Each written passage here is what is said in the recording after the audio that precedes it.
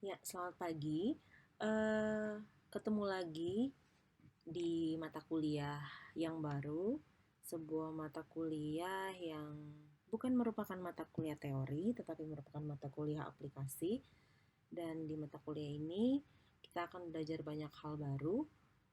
Kami berharap bahwa mata kuliah ini bisa memberikan pandangan baru bagi kita semua bahwa ketika kita mempelajari psikologi secara utuh yang merupakan sebuah ilmu pengetahuan, maka kita perlu tahu apa yang menjadi dasar eh, sebuah ilmu kemudian dinyatakan ilmu yang dapat dipercaya.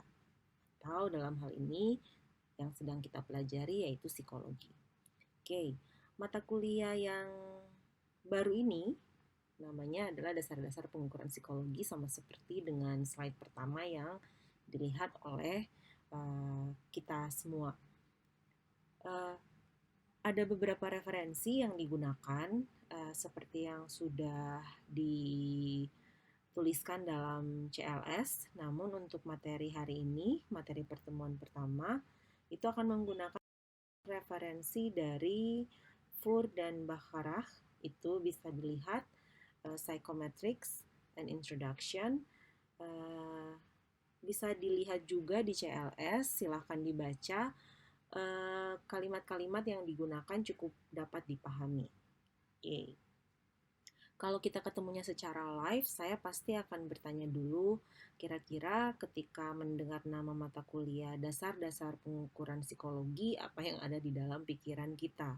Tetapi karena ini merupakan tatap muka yang tidak langsung, maka saya akan mencoba untuk membawakan materi hari ini yang part pertama, itu dengan menjelaskan slide demi slide dengan menggunakan contoh baik yang sudah tertera di slide maupun mungkin yang hanya akan didengarkan melalui lisan yang akan saya berikan. Oke, untuk bagian pertama materi hari ini yang akan dibawakan oleh saya, Ibu Evi Emma, saya akan membahas mengenai 3 hal penting dalam dasar pengukuran psikologi, yaitu yang pertama ada pengukuran, biasanya dikenal dengan istilah measurement. Kemudian ada psikometri, di situ jelas psikometri. Lalu yang ketiga adalah observable dan unobservable behavior. Ini mungkin merupakan istilah yang baru.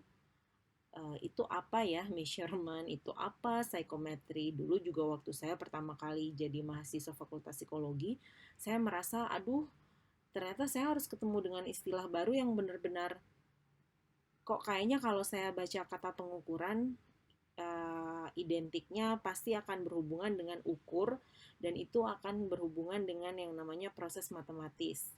Kalau ada yang berpikir sama seperti saya, selamat, kita sama dan memang seperti itulah. Tapi tenang saja, kita akan belajar satu persatu, step by step, dimulai dari mata kuliah ini, yaitu dasar-dasar pengukuran.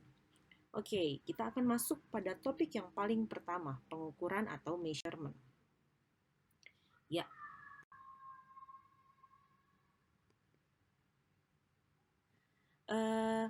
walaupun mungkin tidak terlihat, jadi biasanya ini sebuah proses di belakang layar.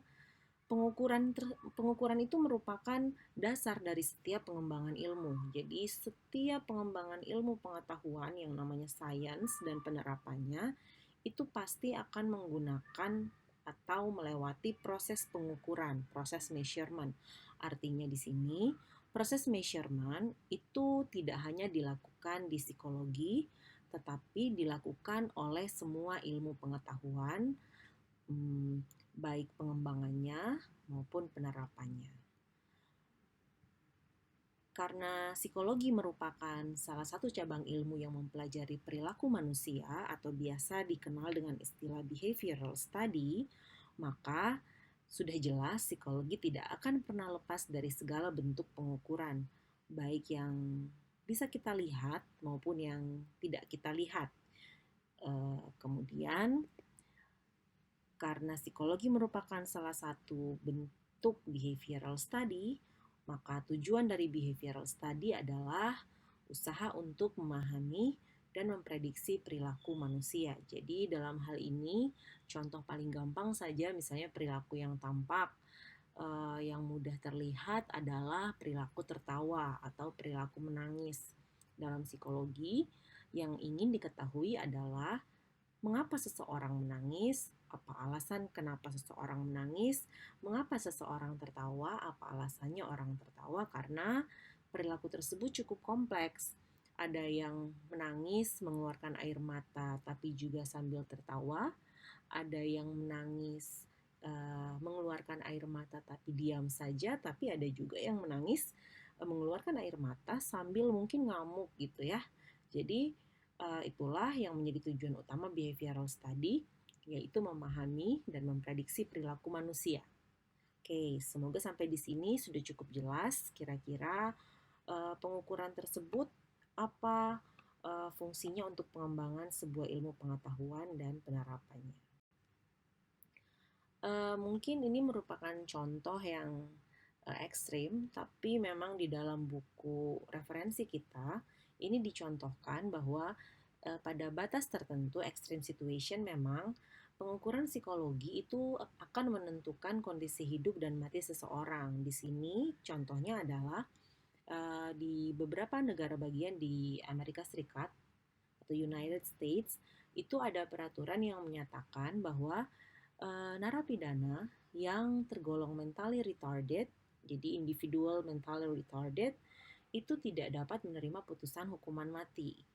Jadi dalam hal ini sudah jelas bahwa terkadang kondisi ini digunakan untuk menghindari hukuman mati pada diri seseorang, tetapi bukan itu yang ingin kita lihat. Kita justru ingin melihatnya karena ada peraturan seperti yang sudah tertulis ini, maka otomatis pemerintah setempat perlu untuk menentukan batasan kondisi yang dikategorikan sebagai mentally retarded individual. Karena ini sangat penting, ketika dia tidak tergolong mentally retarded individual, maka dia dapat menerima putusan hukuman mati. Sementara ketika seseorang memang tergolong mentally retarded individual, secara tidak langsung dia akan langsung terhapus dengan hukum ini gitu. Jadi dia sekalipun mungkin sudah melakukan tindakan pidana, tapi kalau dia tergolong mentally retarded individual, maka dia tidak akan menerima putusan hukuman mati. Dari kondisi ini kita melihat bahwa ternyata pengukuran itu merupakan sesuatu yang dalam batasan tertentu itu memegang peranan yang cukup penting, bukan hanya sekedar pengembangan ilmu, tapi penerapannya dalam kehidupan sehari-hari. Kalau misalnya masih ingat di awal ketika mau masuk Fakultas Psikologi Universitas Kristen Maranatha, beberapa dari kita semua ada yang mengikuti proses masuk USM. Saya dan rekan-rekan pengajar mata kuliah ini beberapa ada yang ikut bantu ketika belum ada pandemi ini. Biasanya akan ada tes tertulis berupa tes potensi akademik, kemudian ada juga untuk kedokteran dan psikologi itu ada tes kepribadian yang kemudian dimodifikasi, lalu kemudian diwawancara. Dalam proses tersebut sebenarnya telah terjadi pengukuran atas diri calon mahasiswa. Yang diukur sudah jelas, kalau tes potensi akademik, jelas yang diukur adalah potensi akademiknya. Cocok tidak menjadi anak psikologi dengan berbagai tuntutan dan lain sebagainya. Secara kepribadian, cocok tidak kondisi kepribadian dia dengan tuntutan yang ada di psikologi. Lalu kemudian wawancara untuk mengetahui kira-kira sejauh mana kegigihan, ketahanan, dan lain sebagainya untuk bisa tetap ada di Fakultas Psikologi dengan segala karakteristiknya. Tadi contohnya memang ada yang ekstrim, tapi ternyata sehari-hari pun pengukuran psikologi itu tidak jauh dari kehidupan kita. Akan tetapi, tanpa pemahaman yang baik mengenai prinsip-prinsip dasar pengukuran, maka pihak-pihak yang berinteraksi dengan alat tes, jadi entah yang menggunakan alat tes atau mungkin entah yang uh, dikenai hasil alat tes atau mungkin pemegang kebijakan karena alat tes itu ketika tidak ada pemahaman yang baik maka akan mengalami yang pertama, keliru dalam menginterpretasi, keliru untuk membaca hasil tesnya. Yang kedua, keliru untuk menggunakan informasi yang diperoleh melalui alat ukur. Di sini ada tester, interpreter, maupun pihak-pihak yang memerlukan hasil tes dan pengguna. Sehingga dalam kondisi ini kita bisa menyimpulkan bahwa pengukuran berperan penting dalam kehidupan kita, pengukuran psikologi tentunya. Maka ketika itu dianggap sebagai sesuatu yang penting, seharusnya proses tersebut perlu untuk disusun melalui prosedur dan alat ukur yang baik. Kebayang ya kalau misalnya contohnya misalnya yang kondisi menentukan hukuman hidup dan mati pada mentally retarded individual. Ketika salah aja gitu pengukurannya dengan alat ukur tertentu, individu bisa saja dikategorikan sebagai individu yang tidak mentally retarded dan akhirnya dia akan dikenai hukuman mati. Atau bahkan ini yang memang sering diangkat menjadi isu, tapi kita tidak membahas ke sana karena itu politis.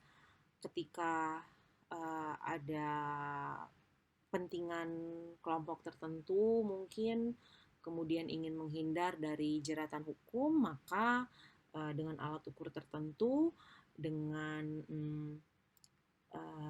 orang yang mengaplikasikan alat ukur tertentu, maka segala hal bisa dikategorikan sebagai mentally retarded, padahal sebenarnya mungkin tidak mentally retarded. Jadi itulah yang bisa terjadi ketika tidak ada pemahaman yang baik mengenai prinsip-prinsip dasar pengukuran, seperti itu.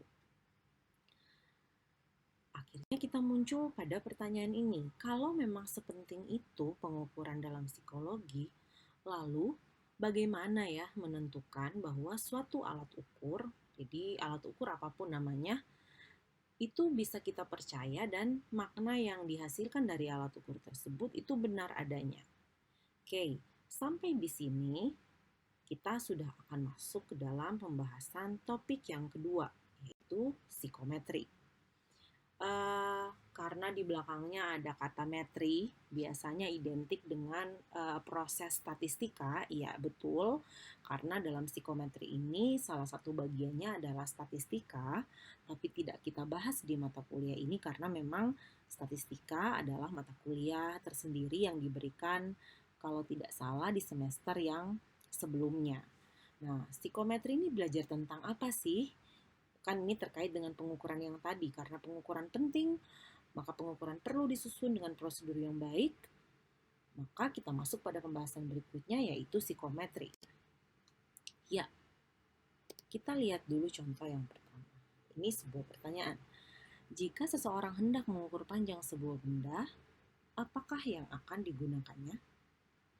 Silakan dijawab dalam hati masing-masing. Biasanya ada yang menjawab penggaris, ada yang menjawab apa ya namanya yang suka digunakan untuk mengukur jalan raya, ada juga yang menggunakan itu tali tapi nanti ya mungkin itu praktikal gitu ya, tapi untuk menyebut kata penggaris itu sudah tepat, menggunakan satuan ya bisa sentimeter, bisa meter. Tapi pertanyaannya selanjutnya tadi, sampai batas tertentu ketika mengukur panjang benda yang mungkin ya 30 cm, 1 meter, menggunakan penggaris itu masih bisa untuk berlaku ya, masih berlaku untuk menggunakan penggaris.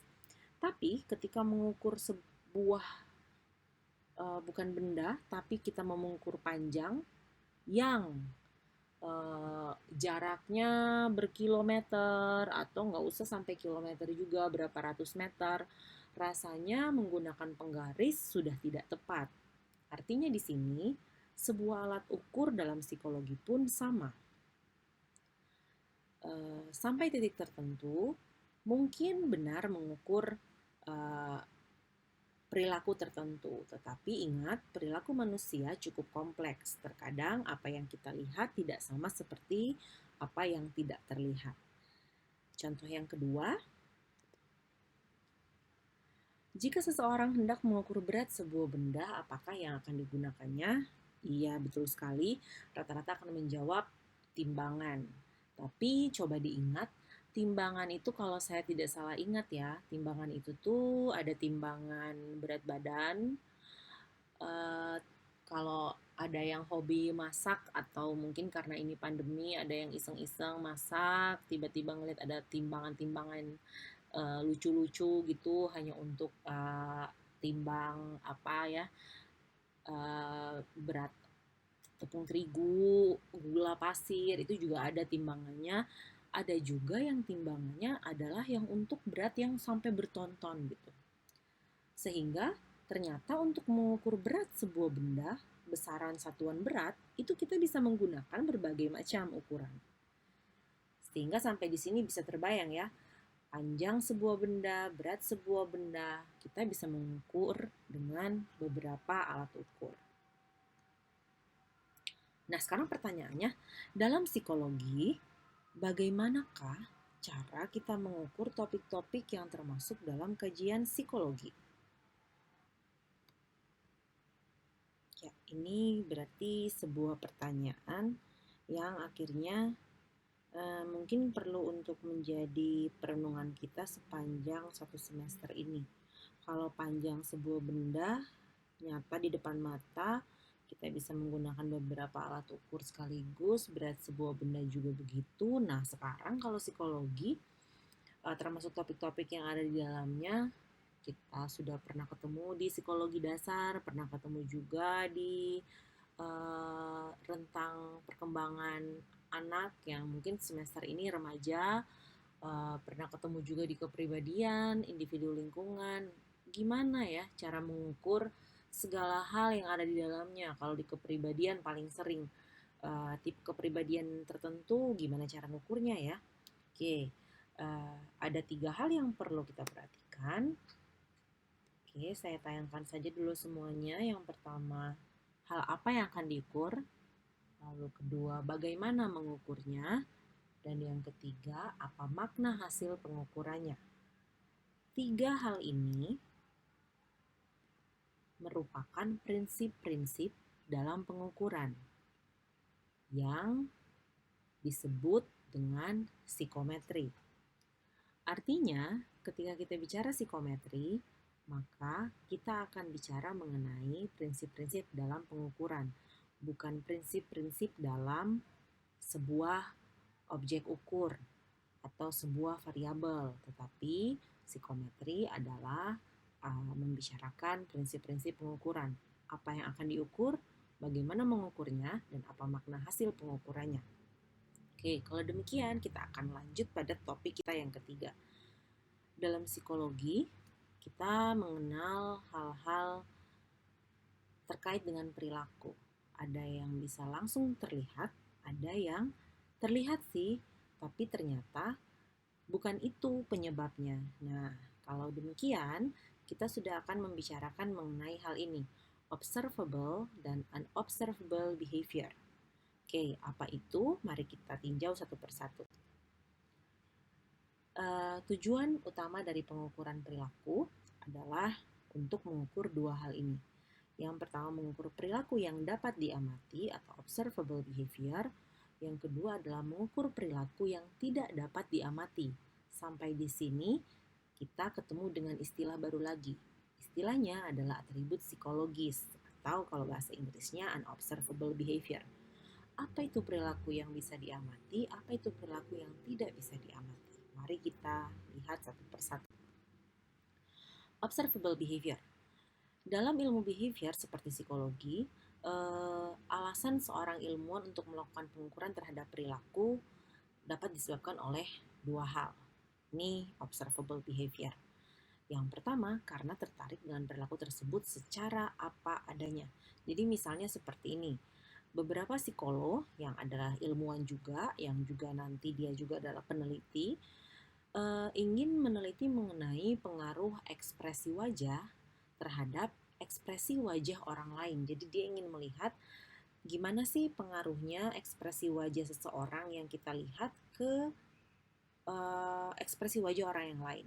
Jadi yang diukur dalam hal ini adalah ekspresi wajah. Ekspresi wajah itu perilaku yang akan diukur. Kan sudah jelas kalau ekspresi wajah kita bisa langsung lihat, itu adalah observable behavior. Saya merenggut atau mungkin saya senyum, itu sesuatu yang bisa terlihat. Nah, ekspresi wajah ini bisa diukur menggunakan the facial action coding system. Ada kependekannya, yaitu dengan cara mengukur gerakan otot wajah sehingga dapat diketahui bagaimana ekspresi emosi. Jadi gerakan otot wajah itu akan menentukan kira-kira perilaku ekspresi wajah itu seperti apa. Nah, sampai di sini akhirnya ekspresi wajah bisa diinterpretasikan secara apa adanya karena di awal tujuannya ingin mengukur ekspresi wajah, maka kita cukup untuk menggunakan facial action coding system untuk menentukan atau untuk mengukur ekspresi emosi ekspresi wajah seseorang yang merupakan bentuk ekspresi emosinya. Nah, itu yang pertama, karena tertarik dengan perilaku tersebut secara apa adanya. Atau mungkin bisa juga istilahnya perilaku yang dapat diamati. Seperti kita misalnya melihat fenomena di saat ini, kondisinya sedang pandemi, kira-kira perilaku apa ya yang meningkat. Kalau saya pribadi dan beberapa rekan-rekan saya, perilaku yang dapat diamati secara langsung yang kami sadari itu salah satunya adalah perilaku membeli online. Jadi kadang-kadang ketika tidak dapat dibendung jadinya konsumtif sekali, tetapi secara online. Ketika kondisi pandemi seperti ini, perilaku belanja online itu sangat meningkat. Itu tidak perlu untuk dilihat belakang-belakangnya, tapi jelas terbaca bahwa oh iya, terjadi peningkatan pembelian secara online di setiap portal-portal atau toko-toko online shop gitu ya. Oke, nah yang kedua, ini kita masuk ke unobservable behavior. Yang pertama tadi kan karena melihat perilaku apa adanya. Tapi yang kedua, ini kita justru untuk melihat bahwa perilaku yang tampak itu adalah salah satu cara untuk mengetahui atribut-atribut psikologis yang tidak tampak. Di sini contohnya ada intelijensi, ada depresi, ada pengetahuan, bakat, kepribadian, ekstroversi, introversi, dan lain sebagainya. Dalam kondisi ini, seorang ilmuwan psikologi itu harus menentukan perilaku tertentu yang diasumsikan sebagai representasi atribut psikologis. Kemudian, perilaku spesifik tersebut diinterpretasikan sebagai cerminan dari atribut psikologis. Mungkin kalimatnya agak jelimet ya, kita langsung ke contoh aja yuk. Contohnya seperti ini. Peneliti ingin mengetahui working memory pada Anton dan Budi. Jadi ada 2 orang gitu ya. Namun karena peneliti tentunya tidak dapat melihat langsung apa itu working memory, bagaimana itu memori di dalam kepala Anton dan Budi, maka dirancanglah sebuah tugas yang melibatkan adanya perilaku spesifik yang menggambarkan working memory. Perilaku spesifik tersebut adalah perilaku menyebut kembali deret angka yang sudah diberikan dalam jangka waktu tertentu. Jadi kalau Anton atau kalau Budi dapat menyebut kembali deretan angka yang diberikan 3, 5, 1, 7, 9 atau mungkin balik 9, 1, 7, 5, 3 misalnya, maka dia dapat dikategorikan memiliki working memory yang mungkin baik atau sedang atau rendah dalam jangka waktu tertentu. Nah, semakin banyak deret angka yang berhasil disebutkan kembali, maka semakin baik working memory yang dimiliki oleh seseorang. Jadi, sekalipun peneliti tidak dapat melihat working memory, tapi peneliti bisa melihat perilaku menyebut kembali deret angka itu sebagai perwakilan atau cerminan dari working memory. Itu maksudnya. Jadi, kondisi pertama adalah observable behavior, melihat perilaku apa adanya.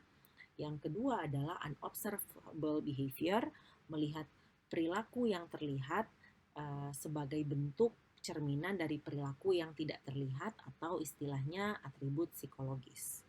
Oke, semoga sampai di sini sudah cukup bisa untuk uh, um, memahami bahwa ketika kita melakukan sebuah pengukuran dalam dunia psikologi, kita bisa mengukur dua hal, yaitu perilaku yang tampak apa adanya dan perilaku yang tidak tampak. Seharusnya sih kalau kita melihat contoh-contoh kebanyakan, kalau di psikologi lebih banyak yang diukur adalah perilaku yang tidak tampak tapi merupakan atau dicerminkan melalui perilaku yang tampak. Jadi kalau yang tadi ada contohnya intelijensi, kita tidak bisa melihat intelijensi seseorang, tapi kita bisa mengukur intelijensi dengan alat ukur tertentu yang isinya bisa macam-macam. Ada verbal, ada matematika atau numerikal, ada spasial, ada banyak sekali. Nah, ketika semua itu sudah terukur, maka kita bisa bilang intelijensi seseorang ada di kategori A. Atau mungkin kalau yang cukup uh, apa ya, cukup terkenal itu biasanya sih adalah pengukuran mengenai kepribadian. Jadi yang paling sering saya lihat di sosial media adalah kategori kepribadian menggunakan alat tes MBTI, Myers-Briggs. Jadi nanti akan keluar apakah dia modelnya bisa ENTJ, extrovert, intuition, thinking, judgment, atau mungkin extrovert, sensing, thinking, judgment. Jadi seperti yang sudah pernah kita pelajari di mata kuliah psikologi kepribadian, dasarnya adalah teori Jung. Nah, terkait dengan teori ini, maka kita lanjut pada pembahasan berikutnya. Kapan kita bisa melakukan pengukuran terhadap unobservable behavior atau atribut psikologis? Ada tiga syaratnya, tiga syarat utama. Semua ini terkait dengan teori. Kita bahas satu persatu. Yang pertama, kita bisa untuk mengukur sesuatu yang tidak tampak apabila yang pertama, kita memastikan bahwa suatu perilaku benar-benar merupakan representasi dari hal yang tidak terlihat. Jadi kita buat asumsi dulu, dapat dilakukan dengan membuat suatu asumsi tertentu. Jika asumsi tersebut masuk akal itu bukan masuk akal kita ya, tetapi sesuai dengan teori, artinya interpretasi perilaku dapat memiliki derajat validitas tertentu. Artinya perilaku yang tampak itu bisa dikatakan oh iya memang merupakan cerminan dari perilaku yang tidak tampak. Di sini contohnya kita balik lagi contoh ke Anton dan Budi yang tadi. Peneliti membuat sebuah asumsi bahwa perilaku yang bisa merepresentasikan working memory itu diasumsikan yang pertama, kecepatan dalam mengulang kembali deret angka yang didengar, yang kedua, ketepatan dalam mengulang kembali. Jadi ada dua di sini. Dia harus cepat, tapi juga harus tepat. Oke, itu asumsi dari peneliti. Ya, jadi yang pertama, kita buat asumsi dulu sesuai dengan teori tertentu. Oke, syarat yang kedua, harus berpegang pada teori yang dapat dipertanggungjawabkan. Jadi, maka dari itu, sebuah pengukuran dalam psikologi sering kali melibatkan teori mengenai karakteristik, mengenai proses, atau mengenai states atau kondisi psikologis yang dikaitkan dengan perilaku tertentu, sehingga atributnya jelas. Contohnya seperti ini, peneliti melakukan studi pustaka. Kalau dia tadi sudah membuat asumsi, oh working memory itu kita bisa melihat dari kecepatan dan ketepatan.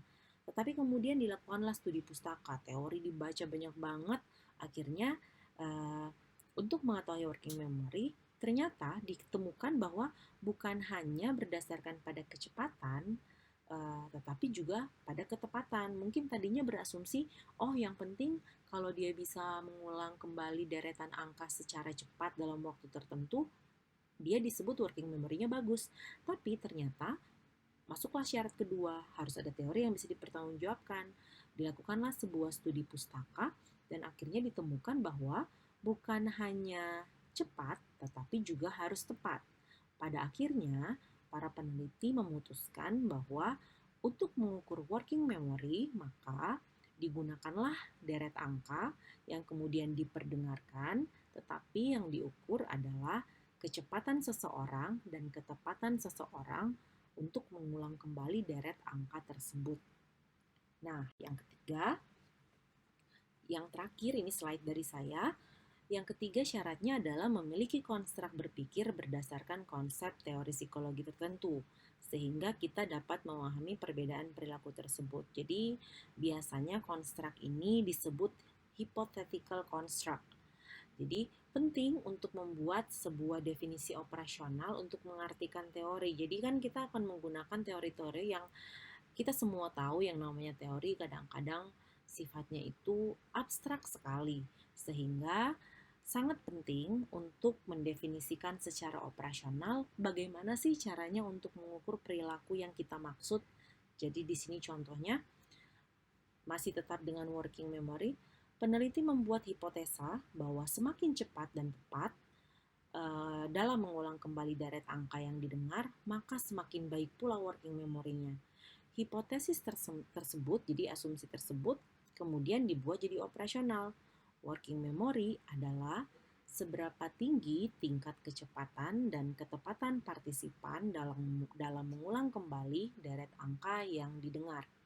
Nah, sampai di sini kita bisa menyimpulkan bahwa pengukuran dalam psikologi itu tidak mungkin kita abaikan, karena bagaimanapun psikologi itu merupakan ilmu yang selalu berkembang, bukan hanya berkembang secara ilmu saja, tetapi penerapannya dalam kehidupan manusia, karena ternyata keputusan-keputusan melalui pengukuran psikologi itu memegang peranan penting dalam kehidupan manusia, sehingga dibutuhkanlah sebuah alat ukur yang cukup bisa dipercaya, baik prosedur pengukurannya maupun maknanya.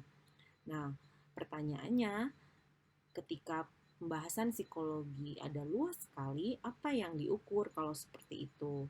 Di sini kita belajar bahwa ternyata dalam psikologi kita bisa mengukur sesuatu yang tampak atau observable behavior, atau juga bahkan perilaku yang tidak tampak yang kemudian dicerminkan melalui perilaku yang tampak.